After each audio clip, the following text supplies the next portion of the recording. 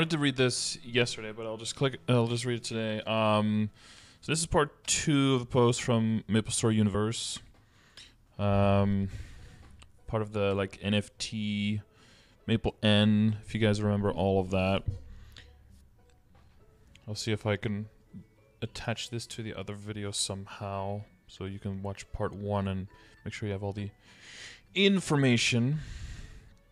So this is RX 2.0, so that has to do with the reward experience, because there was some hinting on that they were going to change how RNG compared to drops in the game might work, with limited quantities rather than just complete RNG, basically. And we'll see how they envision that happening. This is probably not going to have any details on how it's going to happen, but more like insight on how the mechanics could work, I'm guessing. So, the fun in next-gen games, and by fun they mean, of course, the endorphins that they can keep turning on in your brain to get you addicted to keep playing the game forever, aka fun. It's proposed. Yeah, okay, that's what they said there. The MSU GDC session titled MapleStory Universe Perfecting the Core MMORPG with Blockchain. Of course, and NFT-related stuff. In our last post, many of you expressed a keen interest in RX. Yeah, the core element of a MapleStory Universe GDC session, and one of the biggest differentiators we showcased in MapleStory N.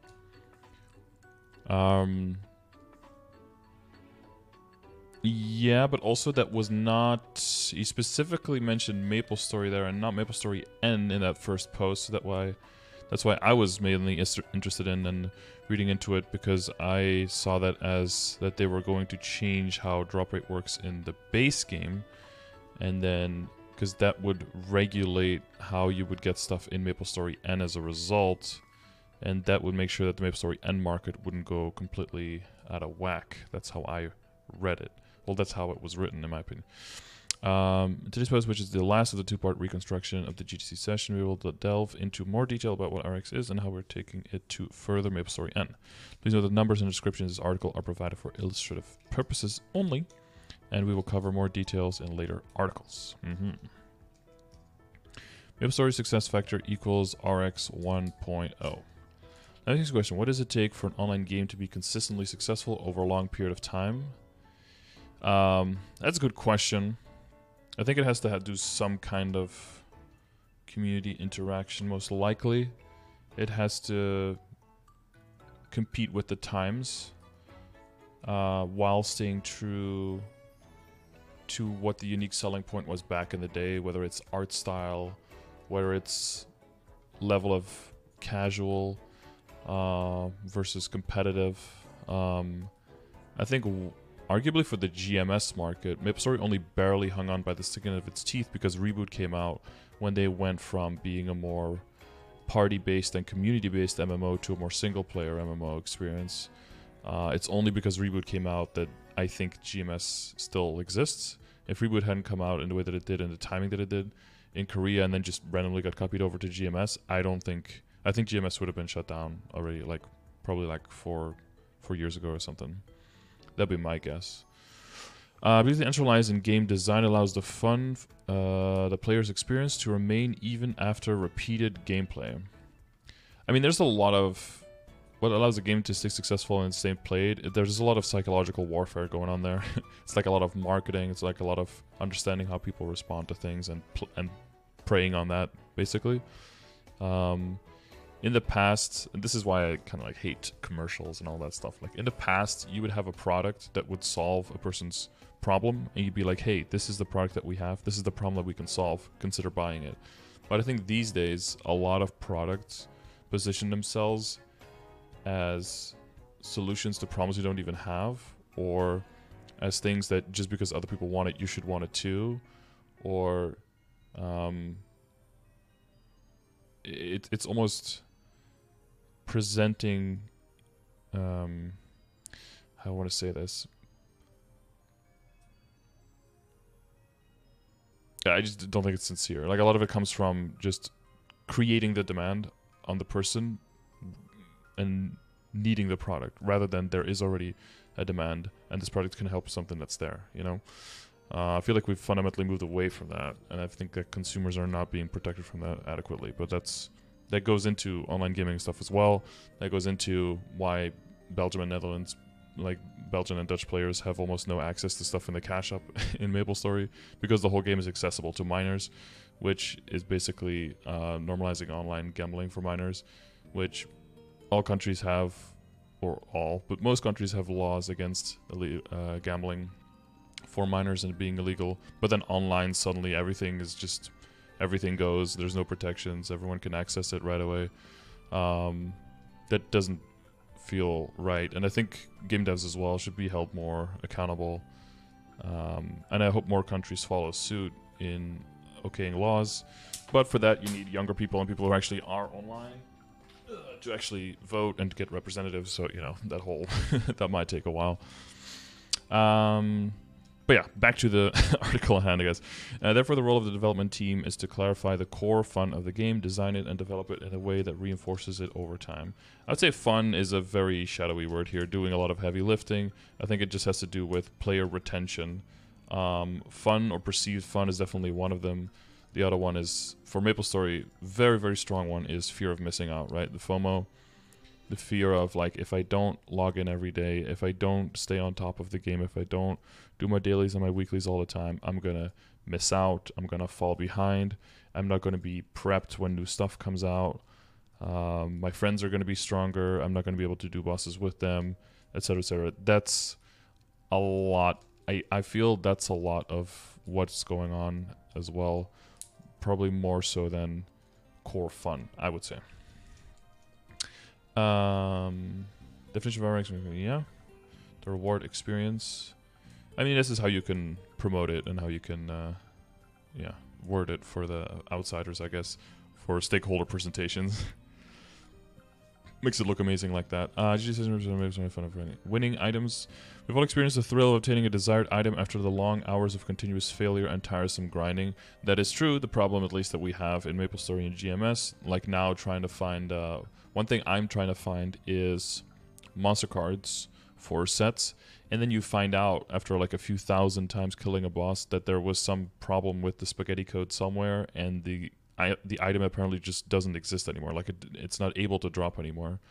But you don't actually know how drop rate works exactly, which types of drop rates stack at which situation, if it's really affecting the drop rate, to which extent it is, which items even have a drop rate in the beginning, what that drop rate is.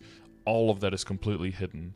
And I think when you're talking about spending money to increase this with drop rate, first, there's a legal aspect to that. But second of all, I think it being completely invisible and having no idea on what the rates are, if you're increasing it, to which extent you're increasing it, all of that, I think fun can go out the window real quick, especially when you hear that one item just didn't exist for the last year you were looking for it.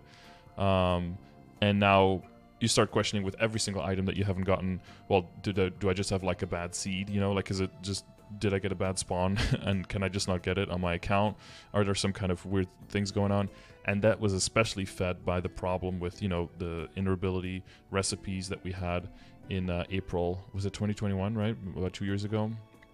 And with the flames, specifically with Allstat and Jump colluding to try to make the flames not go too high up. With stuff like that existing in the background, it's very easy to jump to like a conspiracy and think like, oh, that must be what's going on here as well.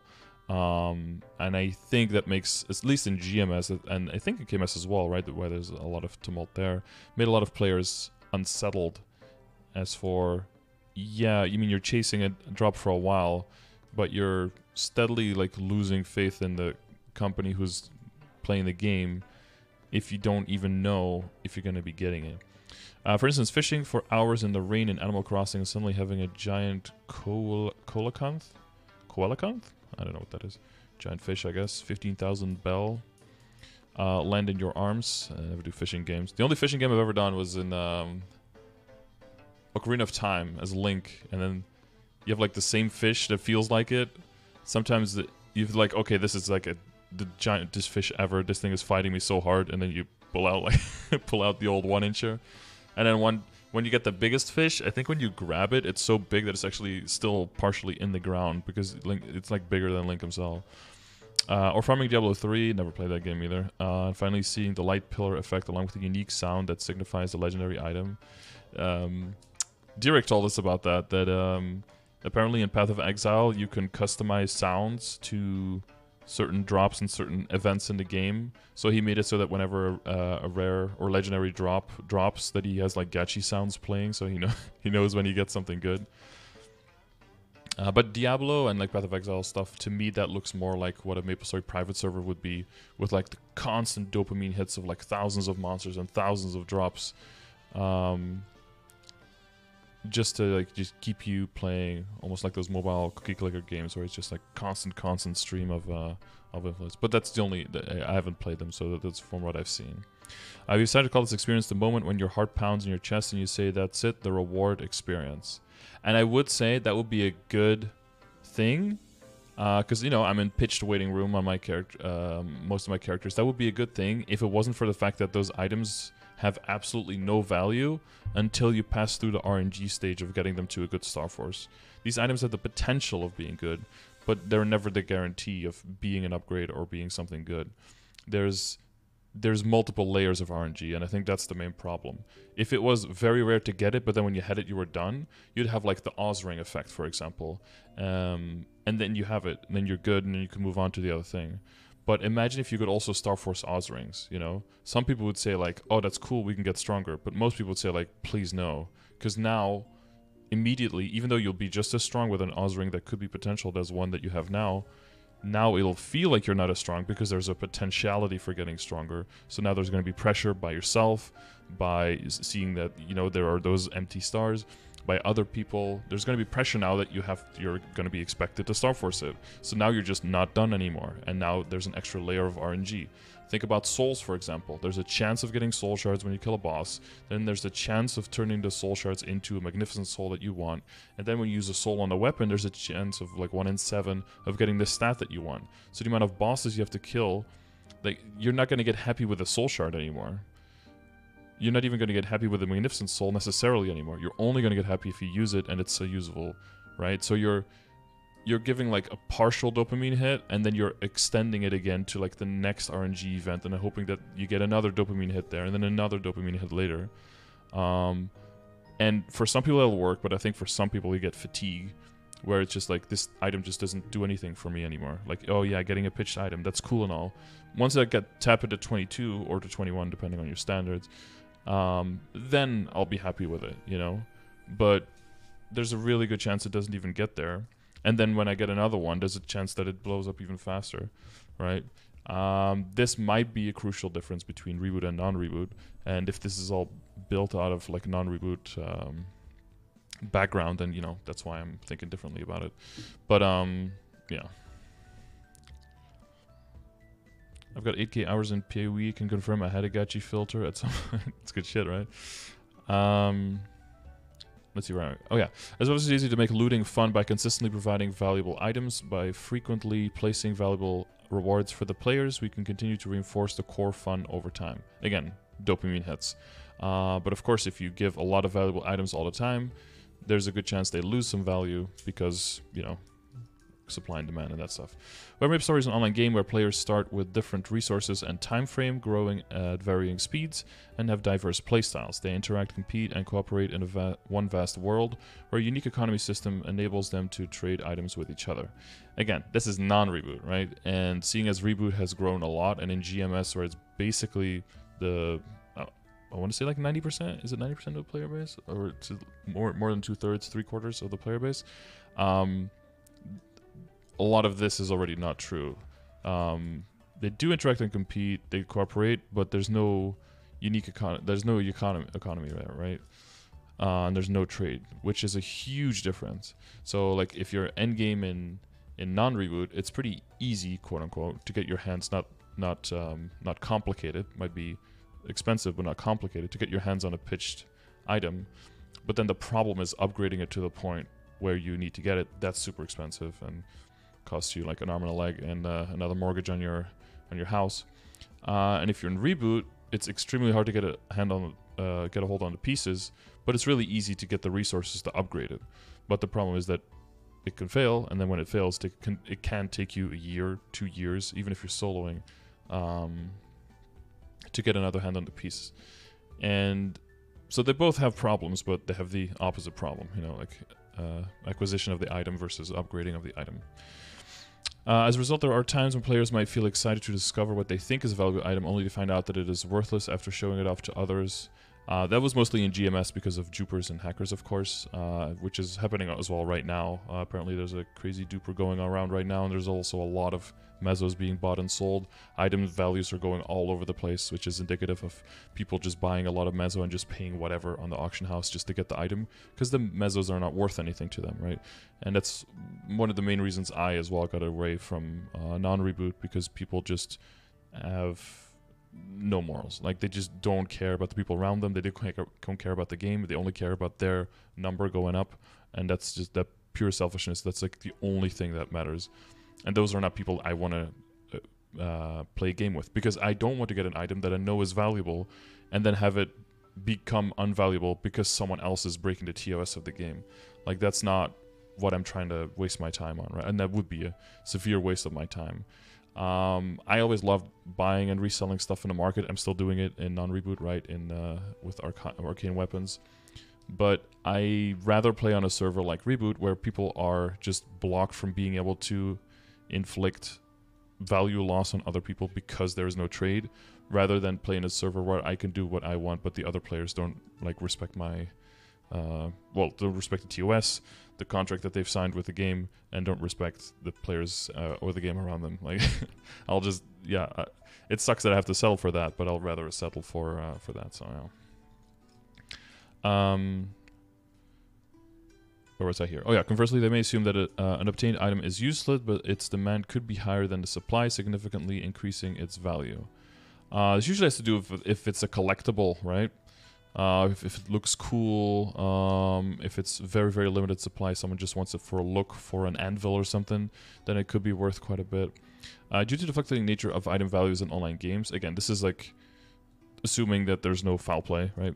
It's challenging to create items with a uniform and stable value for a large number of players and to provide them with RX.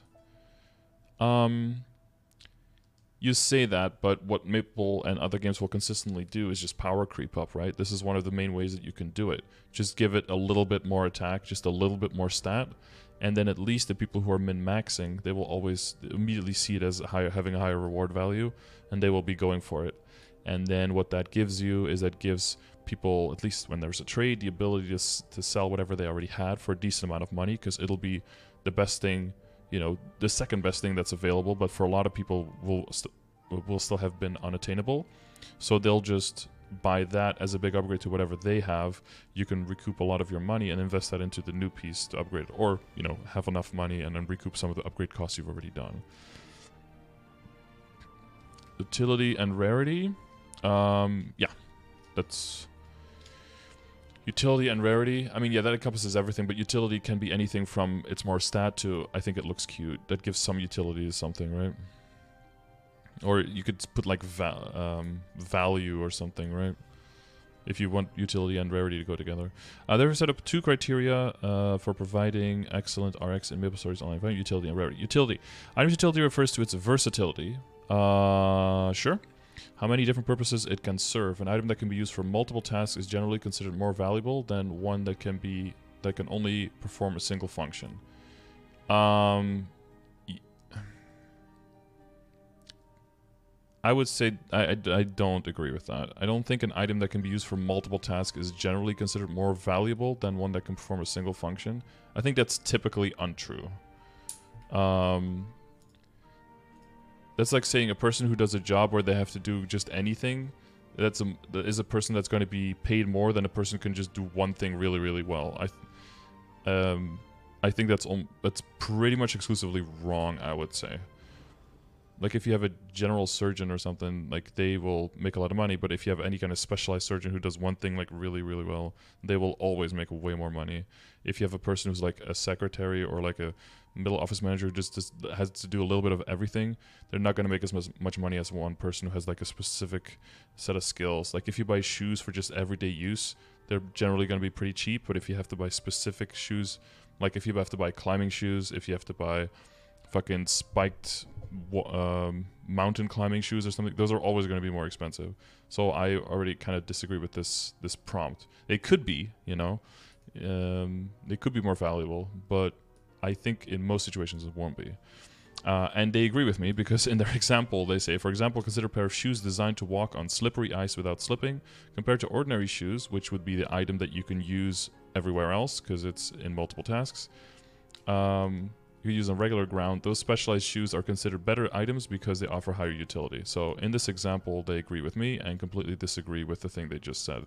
So I'm pretty confused with with this part of the article, to be honest. Similarly, weapons with higher damage capabilities are more valuable because they enable players to hunt more monsters effectively. I think this has nothing to do with utility. This just has to do with like the more is better argument. If something has no downside but only upside, it's always going to be seen as more valuable. I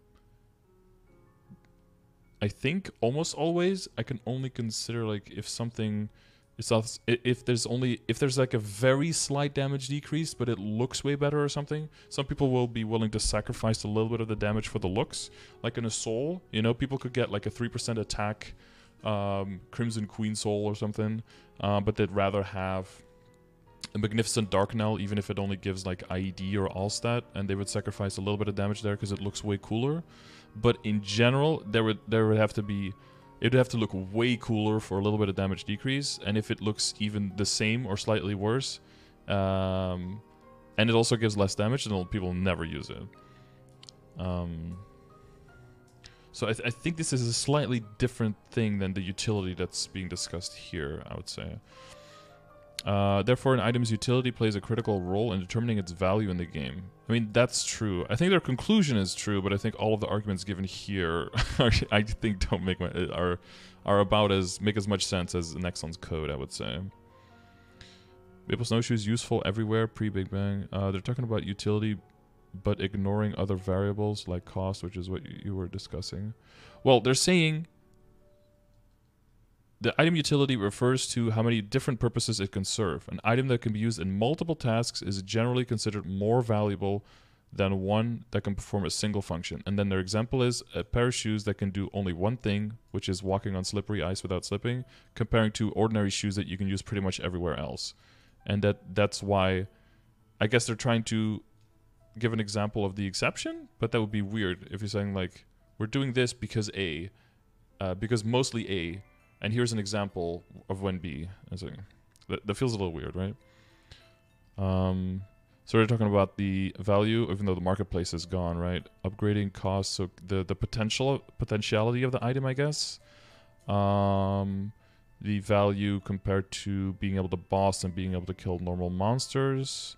This also has to do with the potentiality, and this has to do with the general progression, I guess, of the piece. The most effective way to increase an item's utility in an online game is to introduce new content. The most effective way to increase an item's utility in an online game is to introduce new content. Other than altering the item itself, right? But that's because you could see that as introducing a new item, so I guess that's probably true, yeah. And the original MapleStory has consistently delivered content updates to enhance RX to expand the utility of its in-game items. I mean, it usually also brings in new items with even higher reward value, which you could kind of say in turn decreases the reward value of the existing items, right? Like you could say Fafnir wasn't really necessary to upgrade to a strong point before Lotus and Damien were a thing, so you can kind of sit on it.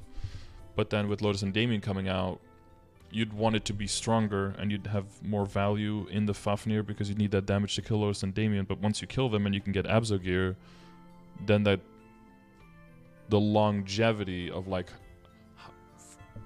totally crazy upgraded Fafnir gear then maybe went down a little bit. I don't know. I think you could see that going either way. Over the past 20 years, hundreds of developers have created a vast amount of content that is still being expanded through regular updates. I imagine. It's been a huge company, right? And I think MapleStory is their biggest title.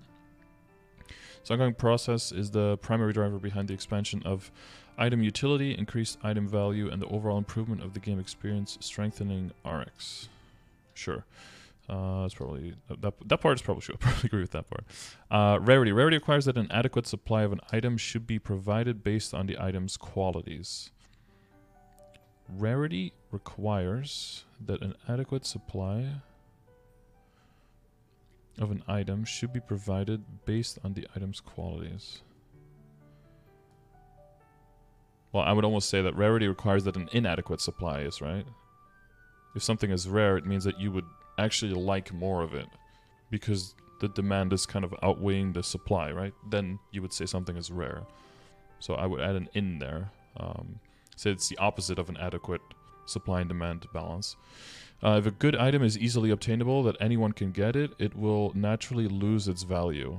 I think this is a common human thing, but I don't believe that at all. This is like saying that if you have $50, it's not worth as much to you if you have only like $100 in your bank account versus if you have $1 million in your bank account. Even though to an extent that's true, $50 is still $50. And if someone like wants to sell you an item that's like worth $40 and you have $50, I don't think either person should buy it. Whether you have $100 in total or you have like $100 million. I don't think any person should be willing to buy it. Because it's still that amount. And this goes into like other points where people see items as... People will see 19-star items or 20-star items or 21-star items not as 19, 20, or 21. They will see it as 22 minus 3, 22 minus 2, and 22 minus 1 star items. They will all just see them in functionality of how far they are from where you feel like they should be, rather than where they actually are. And this is something that games bank on as well, just like mentally, because they put in the percentages of Star Force, they put in that clearly 23 is just a fucking pipe dream. Some people will get it sometime, but it's not realistic for most people to ever get.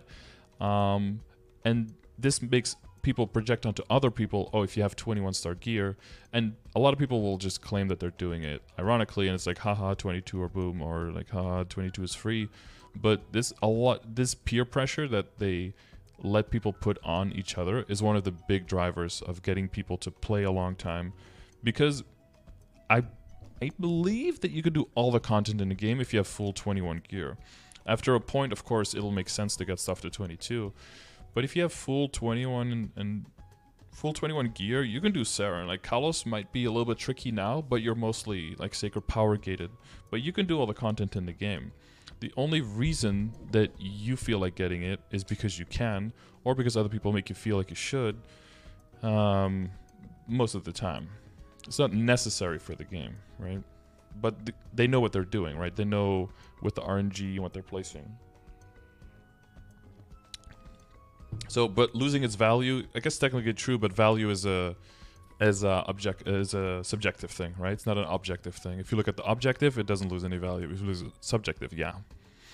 On the other hand, if an item with not so good qualities is difficult to obtain and becomes rare, it transforms into a valuable item for someone who strongly needs it. Yeah, that's true. Like a collector, right? They will see it as a highly valuable item, and for someone else, it could be like, I don't need it. I don't give it that same value. I'll sell it. You could see this in non-reboot, maybe someone finding an eye patch like really early on.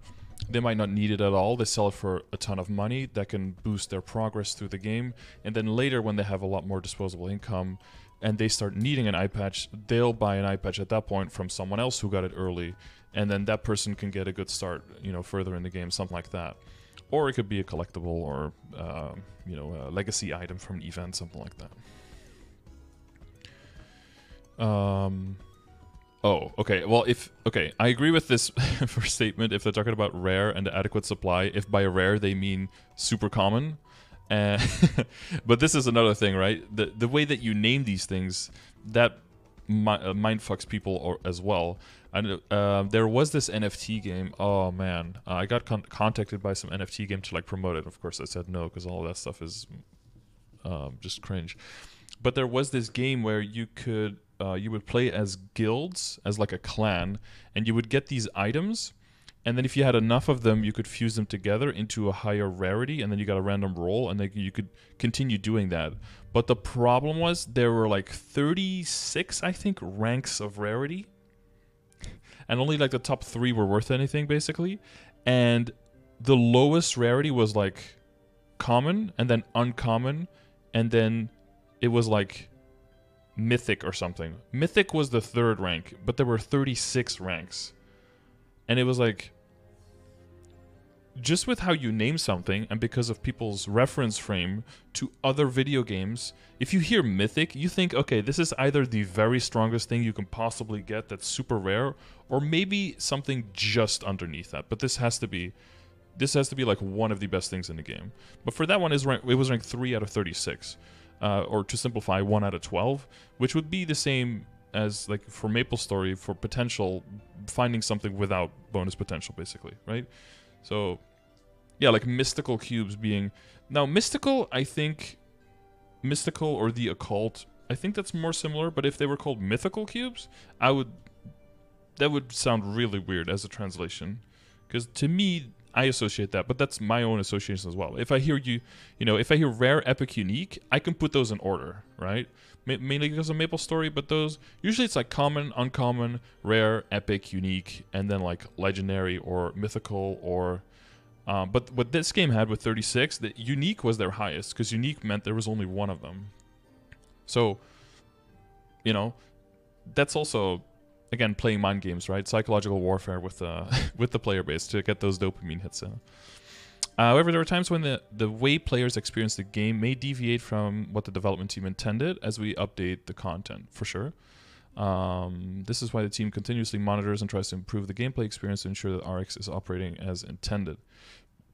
It would be cool, because KMS has done this, to have those rates of like what is the posted rates of something occurring and what are the in-game results when it comes to like cube tier ups and all of that kind of stuff. And it would be cool to have that for drops as well, like, with this many clears of the boss, with this much drop rate, we would expect this many drops. This is how many of those items actually did drop. And with this many items being upgraded to this many stars, this is how many we would expect to get to those stars, and this is how many went. Something like that, to have like overarching stats for the server or for the game. KMS, with the monitoring system, has instituted a lot of those things, but GMS still has nothing. Like, just imagine, like, we don't know what drop rate affects which drops exactly. We don't know to which extent they do, but you're expected to spend money on cubes to get a chance to tier up, to get a chance to get to a rank, to get a drop rate percentage chance, in the hopes that it will affect the drop rate of the item that you're getting by some unknown amount, so that you can hopefully have more chance of getting it. That's a lot of like layers of RNG there, and a lot of trust that you have to put into a game in the hopes, of getting something. That's asking a lot, I say. So it would be cool if they were more forthcoming with monitoring servers, with data, with stuff like that, to make sure that you at least are swiping your credit card for the right reasons,